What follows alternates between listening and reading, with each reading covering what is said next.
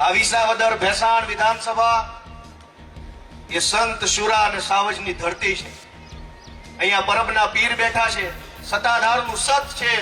મોણિયામાં માં નાગબાઈ બેઠી છે, માં રૂપલમાં છે, રામપરામાં સંતોના ચારોય તરફથી ખેડૂતોને આ પંથકને આશીર્વાદ મળેલા છે. મને એક બીજું સૌભાગ્ય મળ્યું છે કે ધારાસભ્ય તો હું જીવનમાં આજે નહીં તો કાલે નહીં તો પરમ દિવસે ક્યારેય બની જાતો. રાજકારણમાં આવ્યો છું તો 2 વર્ષ વહેલા કે મોડા ધારાસભ્ય તો બનતો, પણ જે ધરતી ઉપરથી કેશુભાઈ પટેલ જેવા કદાવર ખેડૂત નેતા ધારાસભ્ય બન્યા હોય, જે ધરતી ઉપરથી કુરજી બાબા ભેસાણિયા જેવા નેતાઓ આગળ આવ્યા હોય, એ ધરતીનો ધારાસભ્ય બનવા માટેનું મને જે અહીંયા પ્રતિનિધિત્વ કરવાની તક મળી છે, એ મારા જીવનનું સૌથી મોટું સૌભાગ્ય છે. મારા જીવનનો ગર્વ લેવા જેવું પાછું.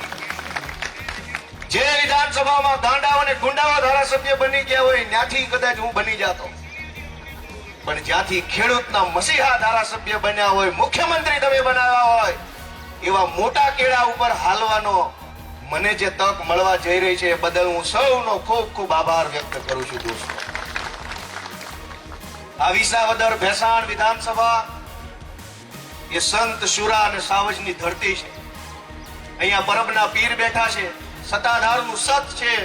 મોણિયામાં માં નાગબાઈ બેઠી છે, માં રૂપલમાં છે, રામપરામાં સંતોના ચારોય તરફથી ખેડૂતોને આ પંથકને આશીર્વાદ મળેલા છે.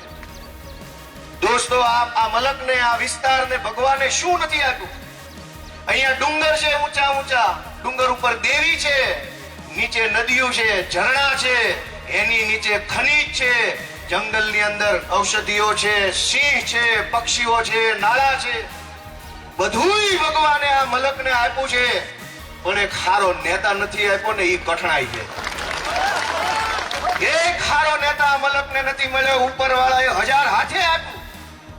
લીલી વાડીઓ, ઝરણા, જંગલ, સિંહ, પક્ષી, ખેડી બધુંય આપ્યું, પણ ગાડર જેવા, બકરા જેવા, શાળિયા જેવા નેતાઓ આ મલકને મળ્યા છે, એ દુઃખનો વિષય છે. દોસ્તો,